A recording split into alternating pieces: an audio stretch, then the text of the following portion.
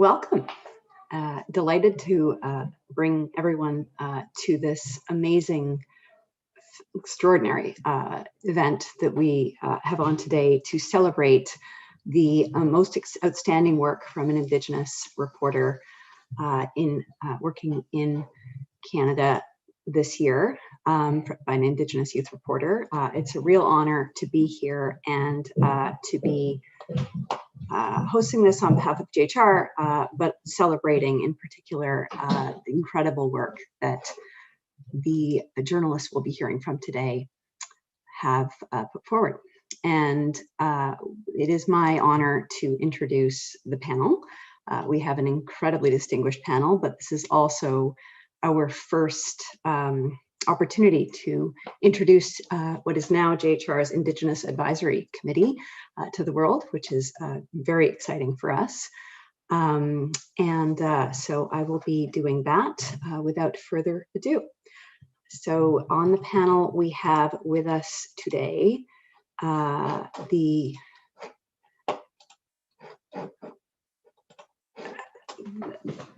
four of the most preeminent Indigenous journalists working in Canada right now. We have Angela Sterrett, award-winning journalist, including 2 awards this week, author, artist, keynote speaker, and marathon runner. She has worked as a journalist for close to 20 years, and she's been with the CBC since 2003 and is a proud member of the Gitxsan Nation. Karen Pugliese, an Algonquin Italian professor of journalism at Ryerson University, who is best known for her work as a Parliament Hill reporter and as executive director of news and current affairs at APTN. She also serves as an ambassador with JHR. She works with the Canadian Association of Journalists and as a CJFE, Canadian Journalists for Free Expression board member. Ryan McMahon, an Anishinaabe creative who jokes, talks, yells, and writes for a living. Ryan's podcast and media work, including the Thunder Bay and Return to Thunder Bay work, has audiences of millions and has made him one of the most sought after Indigenous creatives on the planet, I'm told. At least this is what's in the bio, but we'll hear more about that shortly. And Tanya Talaga, a multiple award-winning Ojibwe writer and speaker whose mother's family is from Port William First Nation. She worked as a journalist at the Toronto Star for more than 20 years. She's the author of 7 Fallen Feathers and All Our Relations, Finding a Path Forward. And she's the president and CEO of Makwa Creative. We'll be hearing first from the panelists to discuss the topic of the future of Indigenous journalism. And it's really wonderful in this time of pandemic to actually be able to genuinely celebrate something worth celebrating with this event. And I'm really looking forward to hearing what the panelists have to say on that topic. And then we'll be keeping everyone in suspense to eventually hear from the award nominees. We have Chesney Martin.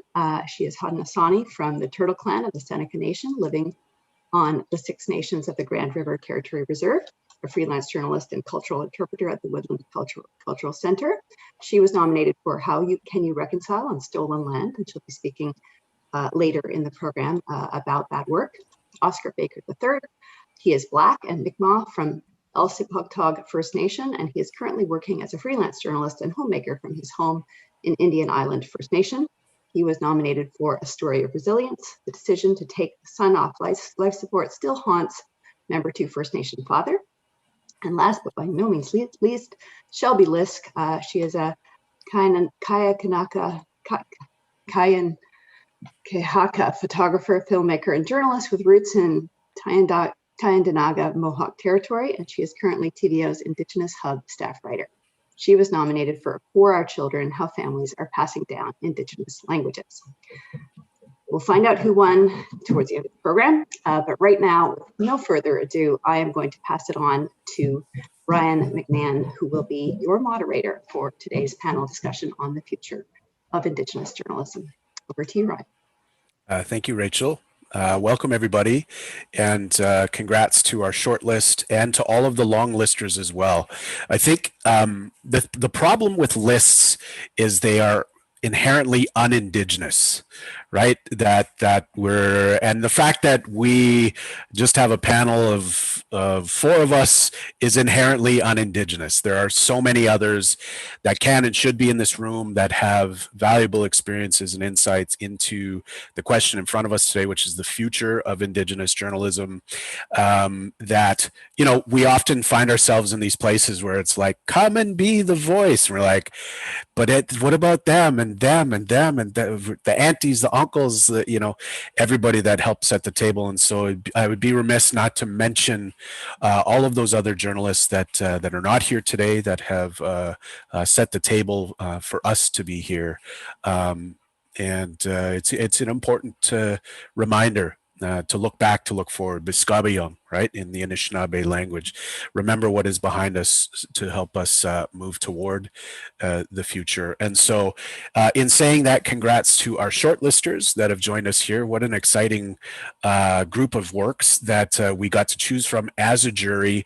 And I can tell you that I've been on a bunch of juries now. Like I've got gray hair. I'm chubbier than I used to be. Apparently, have some experience and insight into the value of these works. And I have to say, this was not an easy process. That we sat for a good amount of time to come in and blow up each other's thoughts and ideas on what might be listed in the short list, and to all of the incredible works that we considered.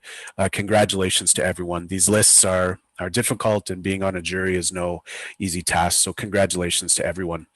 To set the table today, I do want to turn the floor over to our panelists to allow them to give us a brief preamble of where they are in their work today. I think we all know who these journalists are, but give us a sense of who you are, where you're coming from, and tell us something about a work that you're currently involved in that excites you.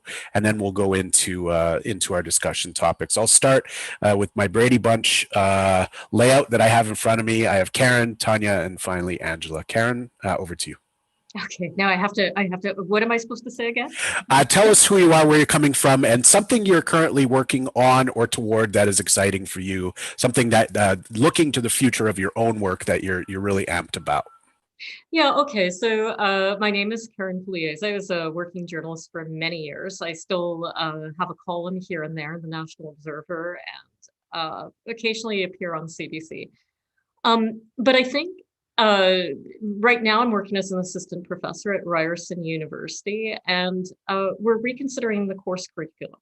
One of the things that I think, if you've read any of my writing or heard me preach sometimes, I often refer back to the fact that when I was going through school myself, I went and took Canadian history. And if I wanted to know anything about Indigenous people, I had to take Indigenous history, as if Indigenous people didn't live in Canada. So the separation of things has come to bother me, and we're working at Ryerson University of actually putting content about Indigenous people into all the main journalism courses. It's something we're experimenting with, and I've been asked to work on over the next year. So I'm very excited about that. Excellent. Thank you, Karen. Tanya. Zoo. Tanya Talaga Nagisnikas, Kamusko Pimushishet Pineshish Nagisnikas. I'm coming to you today from Tekaronto, and thank you so much for having me. This is like pretty cool, you know. Who would have thought or imagined, you know, 5 years ago, 10 years ago, that we'd be sitting here with these talented young journalists. And it gives me like so much hope to see you guys and to, you know, even be on a panel of my peers. It's so great, you know. I'm just, I'm thrilled. And I want everyone to know that they're doing such amazing work. And I'm just so grateful to be among you. So I am here in Toronto. Yeah, it's been a tough pandemic. We're all still here. I can't wait to go back up north. Feels like, you know, we're trapped in our houses right now. And this is a way that we sort of get together, you know, is electronically. And I really appreciate that actually right now, you know, even something like this is a really good good thing for all of us, because it gives us hope and it makes us happy. And what is hope and happiness to me? What I'm working on? I am working on this really cool. Okay, we haven't told anyone about it really, but I'm going to tell you about it now. It's this really cool podcast called Auntie Up, and it's all about Indigenous women for Indigenous women. It's for our aunties and our sisters, and it's so super cool. And I'm working on this with Kim Wheeler and Jolene Banning. And we have a whole host of rotating hosts of women, First Nation, Métis, Inuit, that are going to be in the chair talking about stuff that we care about. We're going to be talking about beating. We're going to be talking about who's Bannock's better. We're going to be talking about, serious things too. Land back. We're going to be talking about treaties. We're going to be talking about what's going on with our women. And this has been something that that's come into development out of something that didn't go that great. So we're really happy to have this going on, and it's going to be launching in about a month. So please watch for it. And it's called Auntie Up. Awesome. Thank you, Tanya. Very exciting. Angela, congratulations, first and foremost, to you on your newest award. I think you might have a shelf built in your house at some point. Really happy for you. And, the backstory that you shared with everyone in terms of your journey is just so incredible. And so I think all of us here are happy for you and your work in the trenches. Very inspiring. So congrats to you. We turn it over to you now. Thank you so much, Brian, Amia, and to share the stage with all of you too is so amazing. And Tanya and Karen have both been such incredible inspirations, but also just support and love. And I feel like our industry needs more of that. I just spoke to a number of women from Indigenous, and I just said my focus right now is on healing, reciprocity, and decolonization. And the healing part, I just feel needs to be front and center. But so my name is Angela Starrett. I'm Gitxsan. I'm registered with the Gitnamax band. But my blood comes from Kispiox because of the Indian Act and all of that stuff and disenfranchisement. I'm now with the Gitnamax band. I work at CBC. Been with CBC since 2003, started as a radio journalist in the 90s and just loved it. Took to it right away. Loved sticking out a mic in front of people's face and hearing their stories. And I mean, I don't know if I want to tell you the stories I'm working on right now. They're pretty depressing. One's on like a prison and COVID, and one's on language and people not being able to register their businesses. And the other one is on racism. But I would say my focus right now is just on making our newsroom safe. And it doesn't mean cultural safety. It means getting racism out. And it means people like me who have power and privilege going on Twitter and being mouthy in the newsroom, and just not allowing racism to exist anymore. That's our biggest barrier and has been a really violent space for many Indigenous people. And that's why when I look around in our newsrooms and there's not any, that's why, because it's not safe. And so that's my focus right now is on healing, and that's a big project, but it's also like a welcoming space for me to be in mentally. So yeah, thank you for having me. Amia. Thanks, Angela. always doing the light work off of the side of your desk. And thank you to all of the panelists for making time to be here. As Rachel said, we are volunteers with JHR on the board, and having the chance to be here this afternoon to assist in the conversation is really our joy and our privilege. So thanks again to JHR for having us. We wanted to have this discussion today to look ahead to the future of Indigenous journalism in celebration of the next generation that's coming. And I think in order to do so, we do want to spend just a couple minutes looking back to see where we came from, to identify where we might be going. So I'll go to you, Karen, to tell us a little bit about how you see the coverage of Indigenous peoples and Indigenous issues writ large shifting over the span of your career relative to where we are and where we've been. Yeah, I think it's better. I mean, it is better. I think we went from no coverage, or, there was always a stereotypical coverage. And I remember there was a brief time where I left journalism and I was working in an Assembly of First Nations on communications. And I can remember the national chief at the time was Phil Fontaine, and he said, I think people think that the government gives us all this money and it just disappears into a black hole someplace. And the real issues about underfunding of education, the child welfare system, drinking water on reserve, were all sort of shifted off and blamed on First Nations people. It was a very popular media line for government back in the day to say, if you said we don't have schools, we don't have water, they'd say, we already give X million dollars. And so it was some communications work, not by myself, but by the AFN, to go out and actually do the comparison of how much money other Canadians get for education, for water, for housing, et cetera, and how much First Nations get, and to come up with that evidence base. But it was really strange to me that as a basic human rights issue, not having water, not having access to education would be a blame the victim, approach from the media. I think that's changed. I think people have learned their way out of that.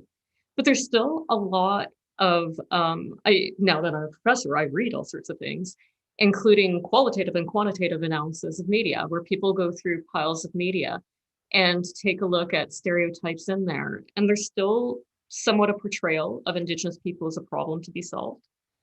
The way the stories are constructed, we're rarely experts in our own stories.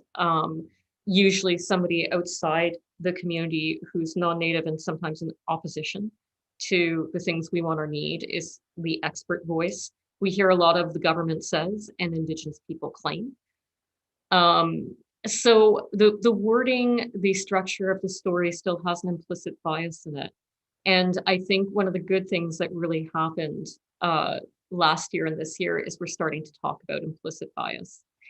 That was a lot. I'll stop there.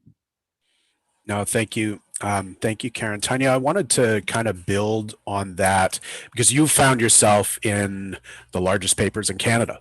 And you've been a loud advocate for change.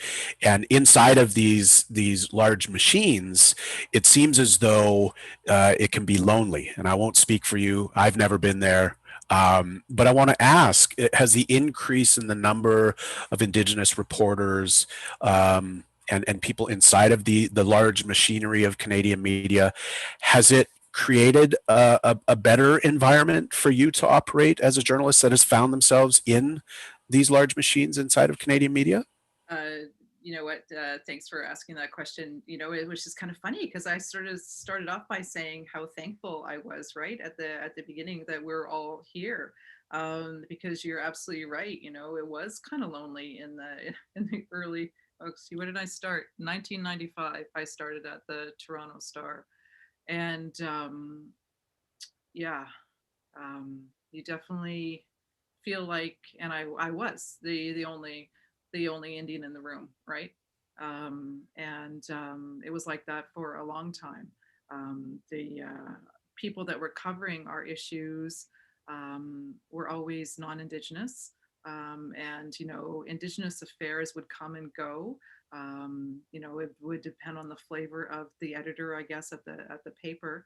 And oftentimes our issues, this is one thing that it always interests me, and to this day is covered by parliamentary bureaus. And I always thought, wow, isn't that interesting? It's because, like, we're seen as a foe, right? Politics, that's what it's all about. It's like we don't have anything else going on. Like, we don't, but what about who we are as people? What about the food we eat, what we sing, and what we dance and what we do?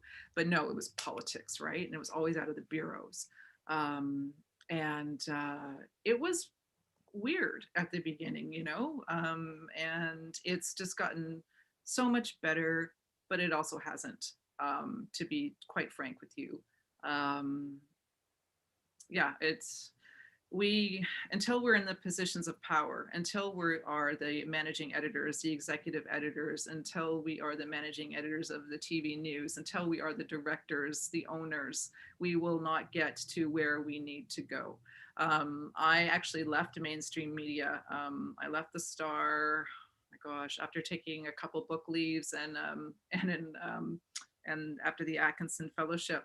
And I'm currently freelance at the Globe and Mail. And so I am continuing sort of working on my own, you know, and it's why I started Makwa Creative. We want to lift up Indigenous voices and to do things, you know, primarily for ourselves. And that's sort of where that came from. I could go on about this. I won't, but, you know, has it gotten better and more friendly? Yes and no, right? I mean, there are more of us, yes, but not enough at all. And we still have things like when we saw with the National Inquiry with murdered missing Indigenous women and girls, right? All of the major papers and news outlets just attacked genocide. No, it's not genocide. Yeah. And that was just, when was that? 2 years ago? Almost 2 years ago now. Almost, yep. So it's not like it was, you know, 20 years ago. Mm-hmm. Mm-hmm. This was, and this is, you know, and we all work here, and it's like, okay, well, if you're saying all that, then you must think that all the work we've done is wrong. Yeah. Or it doesn't, you know. So we still have a long way to go in media, and I actually think media has a lot to answer for. Decades and decades of media, 153 years of it, actually, for the stories that they've missed. Yeah, absolutely. Thank you. And that type of honesty, I think, is really what is going to best serve the next generation, right? Like, it's exciting because it seems as though, because there is a more of us out there, and there are more opportunities to publish. But A, the price has been paid in full. B, I think, as you say, we're not there yet. And C, there's a lot of work left to do. I'm going to go to Angela. Angela, you were in on the ground floor at CBC Indigenous, and I don't expect you to, you know, pull the curtain back on the inner workings of your work there and the team there. But it's an exciting time to know that these efforts have began in earnest at the CBC, and I'm wondering that what you think in terms of the authentic coverage of Indigenous issues itself. If having Indigenous journalists in a unit like the CBC Indigenous unit has been helpful, if it has moved the chains, if that authentic voice is responsible solely or in part for the change in the coverage that we've seen over the last handful of years.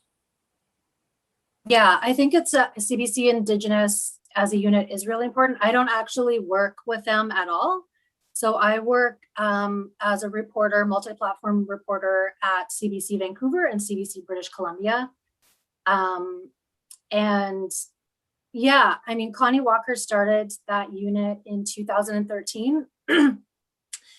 And I don't know if people remember, but that was just such an exciting time. I remember 2011, CBC's Eighth Fire came out, and it was really powerful in that it was a mainstream documentary series addressing stereotypes that Indigenous people are cast with in the news. And it felt like a real honest mainstream look at Indigenous people. And I just remember being on Twitter, and people, like Indigenous people, were like, oh my God, this is amazing. And it felt like a first. And then shortly after that, we had Idle No More. And I just remember there was like an appetite to hear from so many different voices and Indigenous reporters as well. And I mean, at CBC, things have been really skewed, right? Like there was a time when we weren't allowed to use the word survivor to describe residential school survivors. We had to use the term student, right? And there's been this real colonial normalization, a normalization of colonization that has been pushed and promoted throughout mainstream media. You know, and I always tell people this, like, I'm not standing up there with a microphone saying I'm standing on, you know, unceded Tsleil-Waututh territory. I'm saying Vancouver. And there's a lot of things that we're normalizing, and a lot of that is a white man's perspective in news today. So, you know, I think at the time, CBC Aboriginalism, as it was called then, was super important. I was able to tell really complex stories that no one else had an appetite for at the CBC at the time at all, you know, about the oil sands. And I actually went to the oil sands and told that story, talking about missing and murdered Indigenous women, talking to the family members from a very different perspective. And having those different perspectives, those Indigenous perspectives, was so critical. And we were able to, that unit was able to move the arrow like extremely. I think where we're at now is a very different time in that, you know, like a couple years ago, we weren't really allowed to use the term racism, right? It was just like, oh, I don't think that's like, that's a big word to use, right? And, you know, I've been pushing back and saying climate change is human caused and it's real. There's no debate. Same as racism. It's wrong. There's no debate. And as news organizations, that should be boilerplate, but it hasn't been. There's been a real pushback on Indigenous perspectives of things like racism and things like colonization. I remember, just like the word survivor, colonization, using that word was a no-no. Like that's a big word to use, you know, for everybody. And or the 60s scoop, like, oh, we have to explain what that is. No one knows what that is. And for years, residential school survivors weren't even believed, you know. So this, you know, when I started in the 90s, that was my starting place. And I always just wanted to tell Indigenous stories. I wasn't able to for a long time. And, you know, I remember telling just the most ridiculous stories for the news that I had no passion about. And just me being able to tell Indigenous stories as an Indigenous person was totally like revolutionary. Like, you're going to be biased going into this. And, you know, I was telling the last group that I spoke to, and like you said about the CSA, like it's just been a lot of racism. And I still am the only First Nations woman who is open about it, very open and mouthy, in the CBC in British Columbia. And we've seen people leave, right? So we've seen a lot of Indigenous journalists leave. So there's a lot coming. There's Indigenous, which is incredible. And I love all these like new outlets that are popping up that are just focused on Indigenous journalists, but there's a lot of Indigenous people leaving the mainstream too. So we've come a long way, but there's still a lot of work to do, as Karen and Tanya were both saying. Yeah. Right. Right. Thank you. Yeah, and I want to be clear. I didn't mean to infer that you're with CBC Indigenous now. I clumsily was asking the question. You'll find out very quickly. I'm not very good at this job. But yeah, meant to just more ask you about the importance of CBC Indigenous to the sort of the change that we see in front of us. Because I think yeah, there's like the skeptic in me thinks, and if this is offside, that's kind of on brand for me. The skeptic in me thinks that CBC saw the traction that CBC Aboriginal got through its coverage of Idle More and other things and went, wow, they pull real numbers here. And why is that? Well, it turns out that Canada really cares about these stories. It turns out there is an audience for these stories. And I just remember that unit coming through and really pushing these stories to the top. And I think to this day in 2021, we really see the thirst and the need for these stories in the numbers and the shares and the analytics that we get to see through its through social media and whatnot.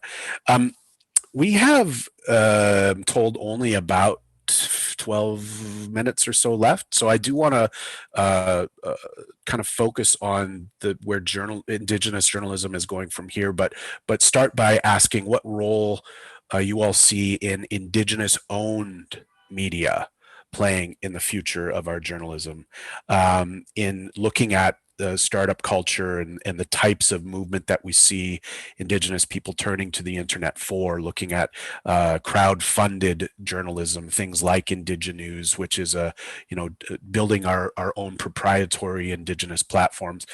How important is that going to be in the future of Indigenous journalism? And is this the answer in whole or in part to where we might be going, and what excites us about the opportunity we have? Anyone can start here. Yeah, so I mean, I'll just jump in because I mean, of course, I spent years working in Indigenous news at APTN. And they launched their APTN in 1999, but 2000 was when they launched the newsroom. And it was like this entry of all these voices. Like there weren't that many Indigenous journalists at all back then. And then all of a sudden forced into your home, as we were constantly reminded, shoved down the throats of Canadians, came this mandatory station of Indigenous journalists. But we were really focused on having a conversation amongst ourselves. I think there's room for mainstream media to have a conversation with Canadians, or take our issues or explain who we are to Canadians. But there's also the conversation amongst ourselves that needs to happen. And APTN is great. But I mean, I actually played a small role in starting to launch Indigenous, because we do know that legacy media is struggling, and we need to have outlets and we need to have more voices. I mean, it's great to have an APTN, a national newscast, but there's regional, local communities. So the work that, like that you did, Brian, for example, in Thunder Bay, the work that Tanya did, looking into student deaths from not just Thunder Bay, but all the communities around it. These are stories that really need to be told. To Tanya's earlier point, what do people know about us? I mean, I think if you ask the average Canadian, imagine a day in the life of the Prime Minister. They could probably sketch something out. What's the average day in the life of a national chief? What's the average day of a school teacher in Vancouver? They could probably imagine, wake up, have coffee. What's the average day of a student at Mi'kmaq? What do they do first thing in the morning? Go out and get a bucket of water, bring it up to the house, so these are the, seeing us as whole people, I think, is something that still needs to happen. And I think there's a need for many voices. I think you're right with that, Karen. And I'm glad you mentioned APTN and the history of APTN, because APTN has really been a guiding light too, right? It's and it needs to be that. It needs to be that for all of us. And I just wanted to say that I think that owning our own platforms and going forward is probably a really good thing to do. I think that we have a power as Indigenous people to tell stories. That's our power. That's what's sustained many of us for so long, right? We weren't writing it down. We were telling our children, we were telling our elders were telling us stories. And I think that our stories can be change makers. And I think that all of us as journalists too, I mean, we're not just journalists, right? I mean, this is like, we live this too, right? And so it's a little bit different for us, I think, as journalists. And I think if we can use our stories to affect positive change for our people, I think that's a great, great thing. And saying that too, we can't leave legacy media behind. Like I struggled with that for a bit, and I'm very grateful to have a voice at the Globe every 2 weeks, and I think that's important. I think it's important that we sort of be in the faces of people that would normally read us, and that's and Angela does that too on CBC, right, with the stories that she does, and that's hard as well, because then you get the blowback, then you get like the horrible comments and the Twitter attacks, and that's not fun. So what does that all say? Still got a long way to go, but I think that we're best when we do things ourselves. Thank you, Tanya. I've been the bosses behind the scenes have gently told me I have 5 minutes. I'm notoriously over time all the time, and so I'll ask for an extra minute. So we have 6 minutes remaining, just to break the rules a little bit. And I think we could sit here all day. I think proprietary ownership over media is the next thing. When I started Indian and Cowboy in 2014, I mean, this was the whole impetus for it, right? Is that I had a bunch of stuff in development in the mainstream and it moved too slow. And then it was just like, what are we waiting for? Like the opportunity is there. But to Tanya's point, continuing to work in the mainstream, I think, is so valuable. They have libel insurance often. I don't. So like when I really want to piss people off, I knock on the doors of the big white men that can cover my ass with the insurance. So for all those emerging ones that are watching, get good insurance or work for someone that has it. Angela, I want to spin to you, and we'll end on this question: where we see Indigenous journalism going from here. I think you've directed us into an important and challenging conversation that may be a panel all in, of its own. Is how you are supported in the newsroom and what those missing pieces are. So I feel like that might be part of the answer. But in the form of a question to you, where do you see Indigenous journalism going from here, from this moment we're in today? Yeah, what you said about liable or having lawyers, that's critical, man. Like, yeah, it's wild out there right now. Definitely been important for me to have that. And yeah, I mean, it's been equally important for me to have bosses that, when I got the award yesterday, I was just sending a bunch of voice memos to my bosses, just saying like, thanks for cheering me on when I'm in the ring, fighting for our space, for our voice, for our stories, for our perspectives. But thanks for jumping in the ring with me too. And that felt really emotional just because I've never had that in my life. I've always just had people saying, this story is not good enough. No matter how investigative it was, no matter how many incredible characters I had, no matter how many weeks I spent on it, it was like, we're going to pull this last minute from the newscast because we don't get it. It doesn't make sense to us. And they're just being like starting at zero. This was 4 years ago. I had this attitude around me. And, you can't tell that story as an Indigenous person. Meanwhile, there's, a bunch of white people covering city hall or provincial politics, all white stuff, all white guy stuff, or getting props for having white cop sources or whatever, and just being treated completely differently. And so, having my white bosses, jump in the ring with me and just being like, it's okay, we got you. We're going to take this on for you. And, we hear a lot about recruitment and retention in the industry of Indigenous people or Black people. We see very little Black people in mainstream media. And, like, how do we recruit? How do we recruit? Where are you? And it's like, well, we're right here. But this isn't a safe space. And one of the ways to make it safe is to not tolerate racist behaviors. When people are asking ridiculous questions that they know are racist, or, calling people tokens, or just saying racial slurs, all the time. It's not appropriate. And one of the things I think is beautiful right now is that, I had somebody last year say to me, like, you're just getting this nomination because you're Indigenous. Your body of work just clearly doesn't stand up to all the white men in this newsroom. Name them all. And my message right today is, you know what? Our stories matter today.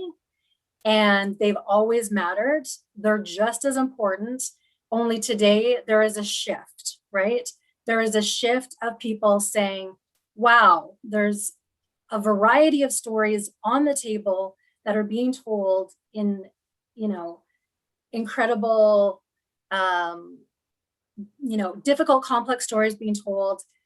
And these awards being given out shows that there's a shift in what we consider important in our society. And it's not just all white guy perspectives right now. And that to me is hopeful that other perspectives, you know, when you're walking down the street, who are you seeing? Is it all white men? No. Those perspectives are being brought to the forefront, and we're being told that they matter, that we care about them, and that they're deserving of coverage and awards. And so that's where I see the hope. And yeah, like Indigenous, I just talked to them before I jumped on here, and they're, you know, very new journalists, but working in a very safe space with each other. And that's power. That's amazing. And not having to fight every day, you know, but we need to make more space, and that means not tolerating racism. But there is hope. Yeah.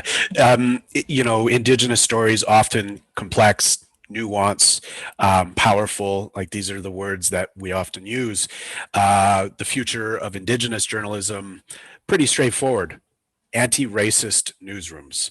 Like it's not enough to be like, well, I'm not racist. Well, are you anti-racist? And I think that's again probably another panel, but something for all of us to think about. Karen, the future of Indigenous journalism as it intersects with J School. I'm going to throw that one to you because you're inside of an educational institution. Where do you see things? And I apologize. I know we are winding down.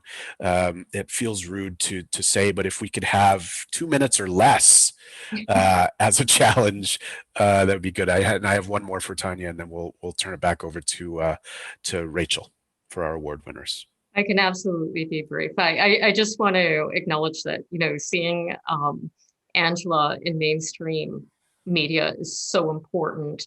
You know, when you're talking about the future of journalism, I remember in the early days of APTN, one of our reporters went up to a community and said he was a journalist, and the kids said, "But Indigenous people can't be journalists, can they?" So to see a strong and powerful woman at the CBC like Angela is absolutely so important to role model. In universities, there's a lot of discussion now about implicit bias, and really recognizing, you know, that when you go to tell the story, you're bringing a point of view with you. And I think a lot of the fighting for the stories, you know, when young journalists go in, I know when I was working in mainstream media, and probably all of us, trying to convince somebody that a story is important, it's breaking through that wall because your non-Indigenous manager may not recognize how important the story is because it's not important to their community, to their family. And so you really have to say, but it's important to our community, our family, and you must have it on and included in your news. So we're having a lot of conversations like that in university, and the journalists who are graduating now are you know, like diverse, and I think very eager to push for diversity in the industry. Excellent. Thank you, Karen. Tanya, you are someone that is working independently, and as you've indicated, still have good favor inside at the Globe and Mail. Is this the future, this sort of hybrid model? Or are you seeing this for yourself, at least as part of the answer? What do you see in terms of the space that you're currently occupying and actively building with your comrades inside of Muckwa Creative? Miigwech, you know what? Yeah, I think it is. Maybe it is, right? Because as Angela said too, like she wasn't in the ring alone, right? She had those bosses that were with her, the people that believed in her and in what she was doing, and like we got to figure out a way to all live together and work together, right? So that's just the reality. So I think so. Yeah, I think we have to figure this out, and it's not an easy path, but I think we can work on all these different platforms. Like, look at all of us. Look at you. You do that too, right? You work, like sometimes you write for the papers. You've got your podcast. You've got film. You've got everything, right? I think that that's a way forward for us, is to be working on those levels, because it all comes back to, at the end of the day, story, right? And storytelling. And I think that's so powerful. Yeah, I mean, when you tease apart the word Daba Jimwenan in the Ojibwe language, talks about it starts the definition of that word starts with the heart, right? And the heart that the three of you show in the work that you do, the work that you've done, the work that you aim to do, is very self-evident. And Tanya pointing towards story being sort of the corner post for all of us is instructive, right? And to all of the emerging ones that are coming behind us, walking beside us, in some cases running far ahead of us, right? Better ideas, more energy. I'm tired, man. We're also tired all the time. So all of the emerging ones, and I hate this language, but it's what it is, it's what we call it, that are running so far ahead of us with better ideas, more energy, more instructed cultural knowledge, a better grounding in a sense of who they are and where they come from. I mean, it's just is so invigorating. 20 years ago when I finished university and started working as an actor and as a writer, and the space is unrecognizable. You know, it's the young people today. Here's where my grumpy uncle sort of sets foot on the stage, is like, the young people today are so much smarter, so much lighter in spirit than my generation, right? They're one generation, sometimes one generation removed from the legacy of the trauma and everything else. And so, you know, I feel like we're in good hands, and the heart and the good heart and good minds that the three of you as panelists have brought here today is really valuable and important. So, you know, Gichimi Gwech to the three of you for doing this work for us here today. My boss, very kindly, Lee, thank you so much for giving us a little bit of extra space to land this plane, to turn the floor over to Karen to introduce our nominees and their works, so that we can now raise our hands to them and celebrate them, is where we are inside of our schedule. So Karen, I'll turn it over to you, and let's get on with the show with our short list. Thank you so much, Ryan, and thanks for moderating. So great. Now here's the moment that everybody's really been waiting for, and it is the nominees. We talked about them at the beginning, but I want to remind everybody who they are. So we have Chesney Martin, who's Haudenosaunee from the Turtle Clan of the Seneca First Nations, living on the Six Nations of the Grand River. She is a freelance journalist and a cultural interpreter at the Woodland Cultural Center. And she's nominated for How You Can Reconcile on Stolen Land, which covers the land action that was held at 1492 Landback Lane in Caledonia last year by the Haudenosaunee land defenders. Now, we really love this piece for its deep probing of the issues, which included contextualizing the meaning of the land, the Haudenosaunee people, historic treaties, and the law. So, Chesney, I'm just gonna please tell us, take a minute or two to tell us a little bit about yourself and about your story.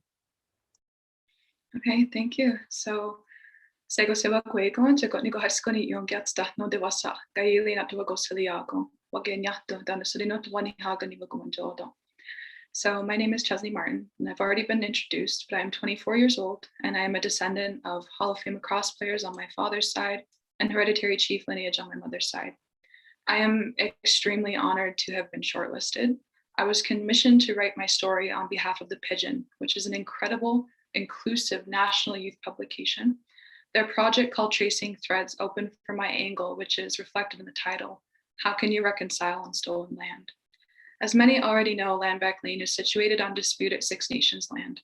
In the story I wrote, I included words from the spokesperson, lawyers, a poet, and even a Haudenosaunee journalist that had charges pressed against him. And I maintain that it was their voices that needed a platform. I also know how privileged I am to have grown up on the stories of my people, our Confederacy system, the War of 1772, the Covenant Chain, the plight of Discahe, and stories of systemic land dispossession. So I wove segments of this history into the story to help paint the picture as to why Landback Lane exists, because this dispute really showed just how apparent that dialogue is needed for the surrounding communities. I would really like to just extend so much gratitude for this experience as well. I hope everyone behind this is given the appreciation that they deserve to know just how much this experience means as a young Indigenous journalist. To feel seen and be amongst so many elite individuals is a dream. And a lot of the dialogue from the panel resonated. And all I have to say is, thank you so much.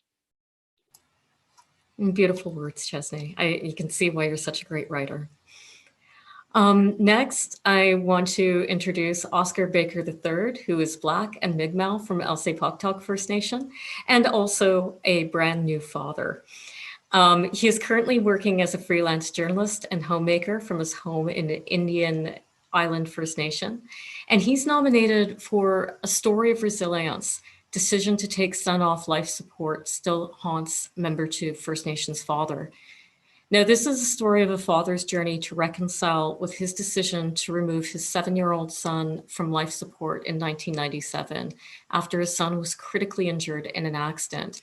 And it is empathetic and sensitively told. What we liked was the grounding of this story in identity and personal life history that became a real example of how cultural and spiritual teachings give us all the strength to endure. Oscar, what would you like us to know about yourself and the story? Yeah, what Nina Delo is the Oscar Baker III. I'm Black and Mi'kmaq from Elsipogtog First Nation in St. Augustine, Florida. I've been storytelling for almost 7 years now. Grateful to be shortlisted for this story. And I think part of the beauty of being able to tell Danny Paul is how our culture as Mi'kmaq or Illumin meant to telling that story. A bit of behind the scenes was that the Saltwire editorial team wanted stories of resiliency. I was new to Unama'ki, which is the name of the 5 communities of Cape Breton.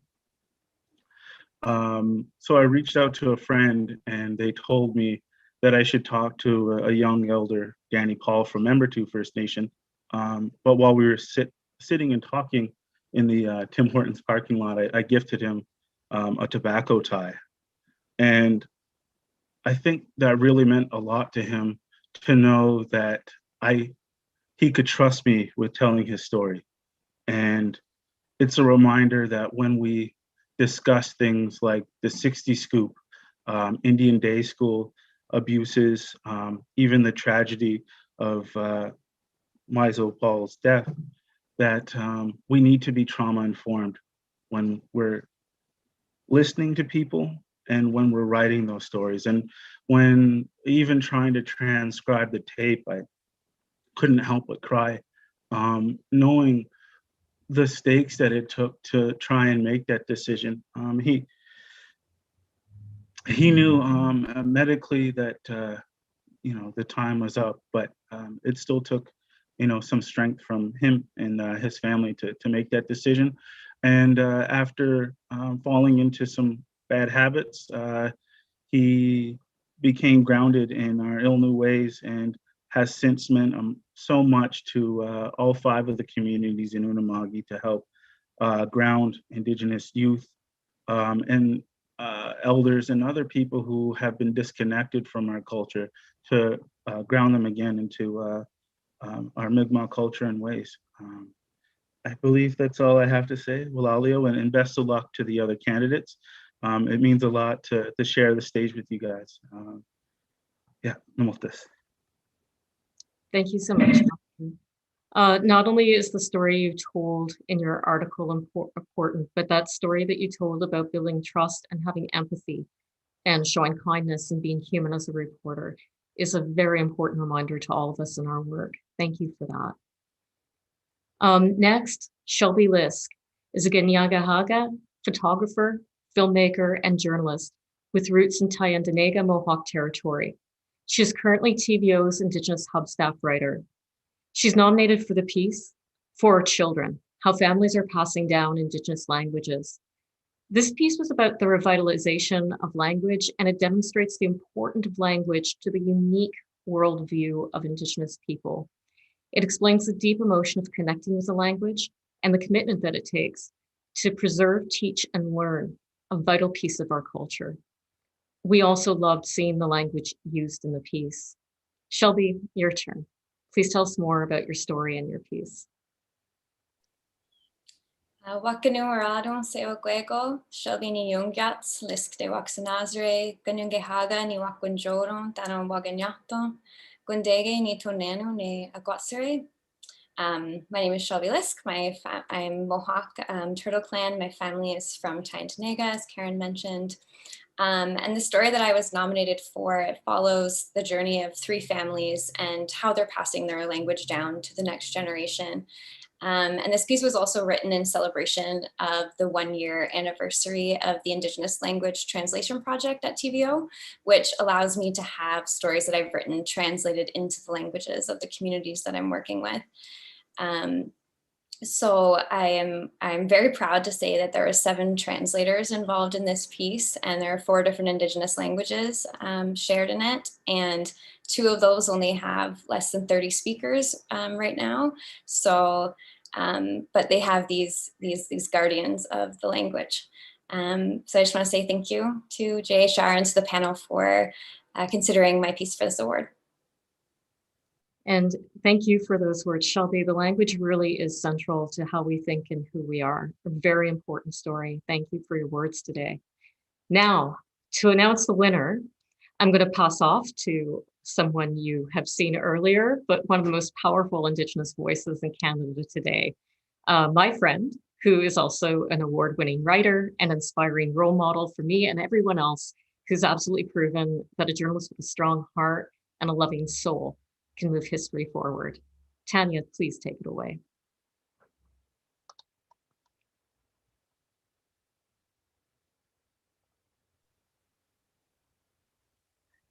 Miigwech, Karen, that was beautiful. And thanks for introducing us to all of you. I want you guys to know that you really blew us away with your submissions. We debated for over an hour and a half. This decision was not easy whatsoever. And I just want you to know that every single one of you really should be proud for the work you do. And you are head and shoulders above where I was at your collective ages, I gotta say. And so I am just, I know we're all blown away by what you can do and what you will be doing in the future. And so in the most Anishinaabe way possible, I think you're all winners, and I think that you're all incredible. But we had to come down to one. And when we finally, hashed it out, what is important to us is the use of language. And so we want to say congratulations to Shelby Lisk. Your work really is such a leader. You brought in language, 4 different languages in your piece. Seeing the language in your story really filled us all with so much heart. Ryan talked about earlier about the Anishinaabe way, about how we see things forwards and backwards at the same time, right? In order to go forward, we need to see what is behind us. And we need to remind people of our languages. We need to keep our languages going. And to see it in print digitally was incredible. How you brought the stories forward, incredible. You were storytelling in every single way you could. And so with that, I would like to say congratulations, but congratulations to all 3 of you, because you should all be super proud. Now go, Tanya. I'm just really honored that JHR and the jury thought that this story was an important one. And I guess to say a little bit more about it, I was drawn to write it because of my own language learning journey, and because I felt that a lot of the stories that I saw about cultural revitalization and language revitalization, they really focused on this uplifting message of, this was taken away from us, but now we have it again. And it almost felt to me like they're saying it's okay that this happened because we're really strong. And when I looked at, where I am as an Indigenous person and a language learner, it just looked a lot messier from where I was sitting. It didn't look like that neat sort of reconciliation package. And I knew that messiness would be harder to report on, but that was what I was really interested in sharing. So I'm very grateful to the families, the Ireland family, the Moscow family, and the Allen family who shared their stories with me, not only for the sake of the piece, but also because it helped me heal as we talked and exchanged notes about our language learning journeys, our setbacks, and shared some of the beautiful elements of our languages with each other. And as I said before, I'm really grateful to all the translators who took the time to bring the piece into the 4 languages, Ojibwe, Lenape, Mohawk, and Oneida Sign Language. So I want to thank each of them because their words are just as important as mine in this piece. So Marcia Ireland and Debbie Parliament, Jason Jones and Shirley Andy, Mina Boves and Karen Moscow and Ian McCallum, Nyawagoa. I also have to acknowledge the beautiful illustration in the piece by Oneida artist Dehajista Howie and the work of my editor, Sarah Sweet, on this piece. Thank you to you both. And to my partner, Matthew, who has dedicated the last year to learning Ganyungeha with me and who snuck behind my back to submit this piece for consideration for this award. I also took some time last night to reread the pieces by Oscar and Chesney, and I was really struck by the care that they took with their subjects and the rigorous and dedicated reporting that was evident while tackling extremely complex issues. So I'm honored to have my work nominated next to theirs. And a big thank you to the jury, a group of insanely talented Indigenous journalists who have helped pave the way for our generation. And I know that that was not easy, and I can't thank you enough for the work that you've done. And lastly, thank you to JHR for supporting this award and for all the work that you do for Indigenous journalists. I was reflecting on this and I realized that JHR has been with me through every step of my journalism career, from scholarships in J School to getting me my first internship at APTN here in Ottawa. So again, I can't thank you enough for the work that you do. Nyawagoa.